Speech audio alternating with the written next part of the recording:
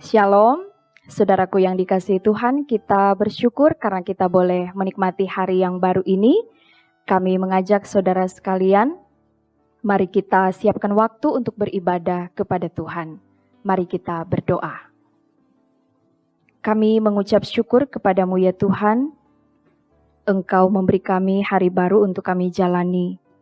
Sebelum kami melakukan segala aktivitas kami, maka kami menikmati persekutuan pagi hari ini. Kami mau mendengarkan firman Tuhan, firman yang selalu menuntun kami, mengarahkan kami untuk tetap melakukan kehendak Tuhan.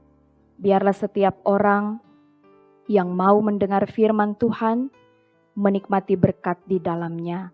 Berfirmanlah ya Tuhan, kami sedia untuk mendengar. Di dalam nama Tuhan Yesus, firman kehidupan, kami berdoa. Amin. Saudara-saudaraku yang dikasihi dan diberkati Tuhan, firman Tuhan hari ini dalam 1 Tesalonika pasal 5 ayat 17 dan 18.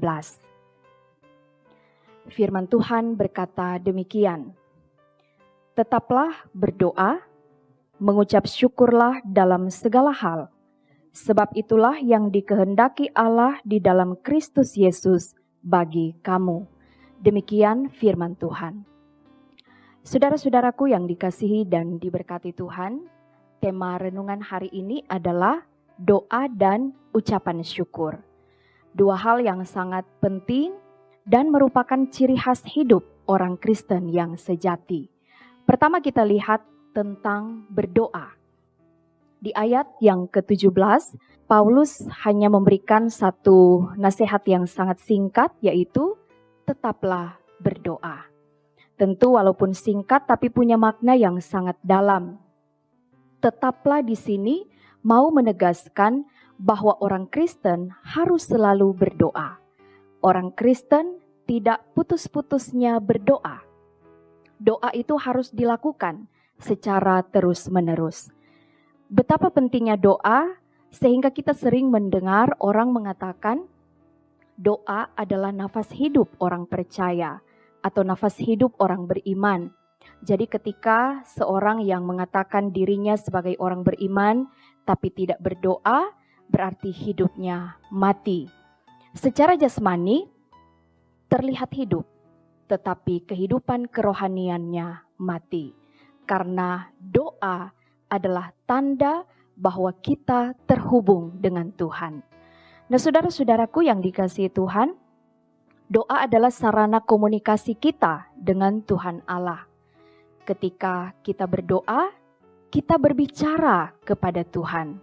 Kita mengungkapkan isi hati kita. Apakah kita mau mengungkapkan rasa syukur kita ungkapkan rasa hormat kita, penyembahan kita, tapi juga permohonan kita, keluh kesah kita, keinginan, harapan-harapan kita.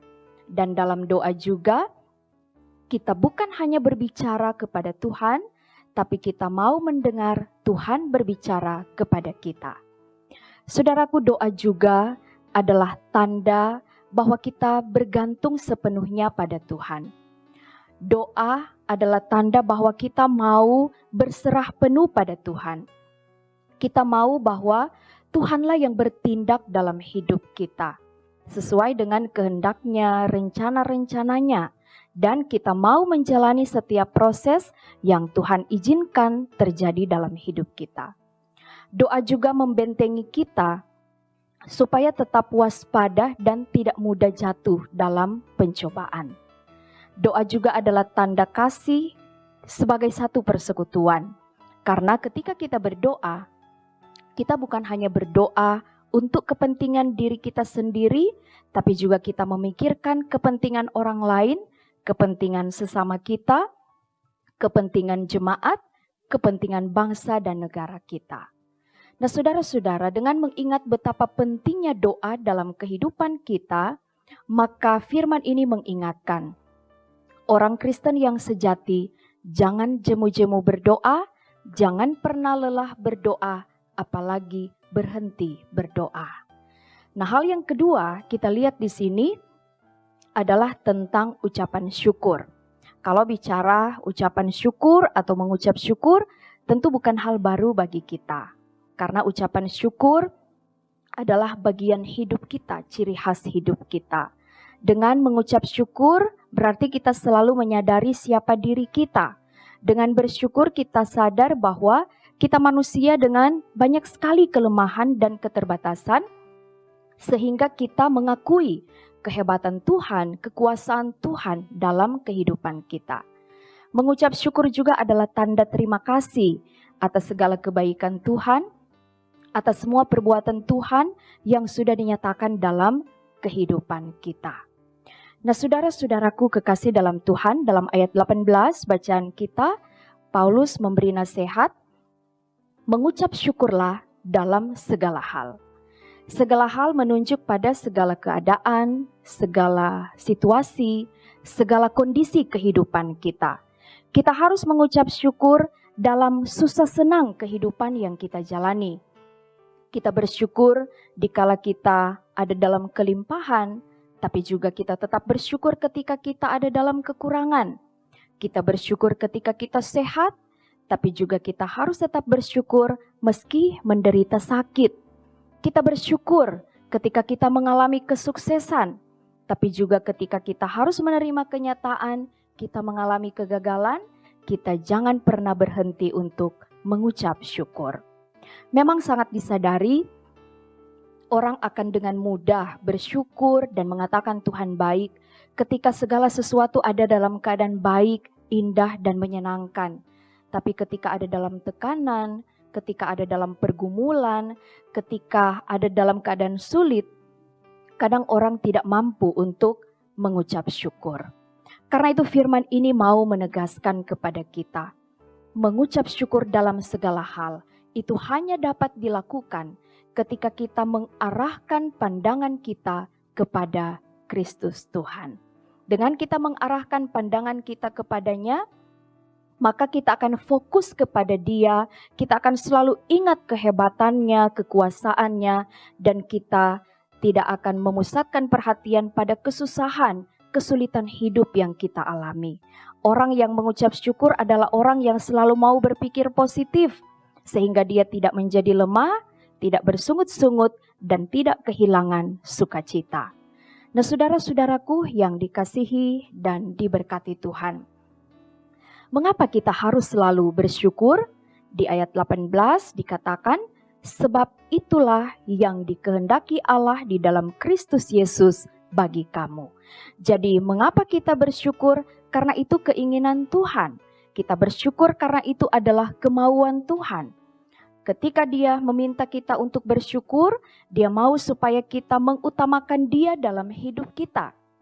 Mengutamakan kehendaknya, mengutamakan keinginannya dalam kehidupan kita.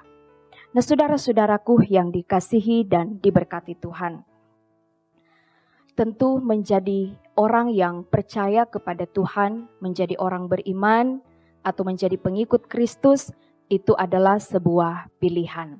Tetapi ketika kita telah menyatakan bahwa kita memilih hidup sebagai pengikut Kristus, maka melakukan kehendaknya bukan lagi sebuah pilihan, tetapi itu adalah sebuah konsekuensi yang harus dijalani. Jadi ketika Tuhan menginginkan kita untuk tetap berdoa, terhubung dengan Dia, Tuhan minta kita untuk selalu mengucap syukur dalam segala hal, maka kita harus melakukannya. Karena sesungguhnya dasar ucapan syukur kita tidak bergantung pada situasi atau keadaan hidup kita, tapi ucapan syukur kita didasari pada keselamatan yang Tuhan sudah kerjakan dalam hidup kita. Saudara-saudaraku, berefleksi dari firman ini dan menyikapi situasi kondisi kita, terutama dalam gumul kita dengan adanya COVID-19 yang belum berakhir, ingatlah supaya tetap berdoa, tetap berjaga-jaga, dan selalu bersyukur. Amin. Mari berdoa. Bapa, kami bersyukur karena kami boleh mendengar firman. Biarlah firman ini akan selalu menguatkan kami di tengah menghadapi berbagai tantangan kehidupan. ketika hidup tidak selalu berjalan mulus, kami akan selalu ingat, kami tetap berdoa, kami tetap meminta pertolongan Tuhan, dan kami harus selalu bersyukur. Karena sesungguhnya ucapan syukur kami bukan bergantung pada keadaan hidup yang kami alami, tetapi kami bersyukur karena hidup kami telah diselamatkan oleh Tuhan. Ajar kami supaya dalam segala kelemahan dan keterbatasan, kami tetap melakukan kehendak Tuhan, kami tetap mengutamakan keinginan Tuhan, kami tetap mengutamakan kepentingan Tuhan di atas kepentingan diri kami sendiri. Ya Bapa di dalam sorga, kami mau melakukan segala aktivitas kami di hari ini. Kami bermohon tuntunan Tuhan, supaya kami dapat melakukan segala sesuatu dengan baik, sehingga melalui apa yang kami kerjakan sepanjang hari ini, nama Tuhan akan dimuliakan. Dan kami tetap berdoa untuk pergumulan kami dengan adanya pandemi virus corona yang belum berakhir. Engkaulah Tuhan sumber harapan kami. Engkau Tuhan sumber pertolongan kami. Kami tidak akan pernah berhenti berdoa. Kami tidak akan pernah berhenti berharap. Kami percaya Tuhan punya kuasa untuk memulihkan keadaan kami. Biarlah berbagai upaya yang dilakukan untuk menghambat, mengatasi proses penularan virus corona itu boleh membuahkan hasil yang baik. Program vaksinasi yang sementara dilakukan, kiranya Tuhan akan memberkati. Dan Tuhan menuntun kami semua supaya kami dapat menjalani kehidupan, melakukan aktivitas, mengikuti protokol kesehatan yang sudah diatur. Ajar kami untuk tetap bertekun dalam doa, sambil berjaga-jaga dan selalu mengucap syukur. Ini kami Tuhan yang berdoa, kami memohon sambil mengucap syukur hanya di dalam nama Tuhan Yesus, Juru Selamat kekasih jiwa kami. Amin. Saudaraku, demikianlah renungan harian di hari ini. Tuhan Yesus akan selalu memberkati. Shalom.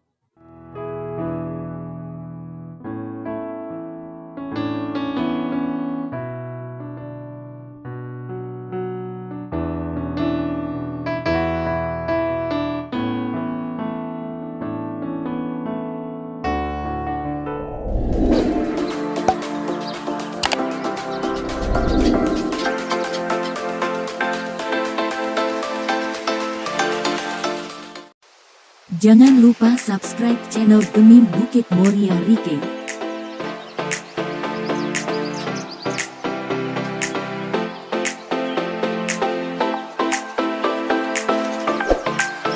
Dan nyalakan lonceng di samping kanan untuk memperoleh info terbaru mengenai ibadah-ibadah yang dilaksanakan. Salam sehat. Tuhan Yesus memberkati kita semua. Shalom.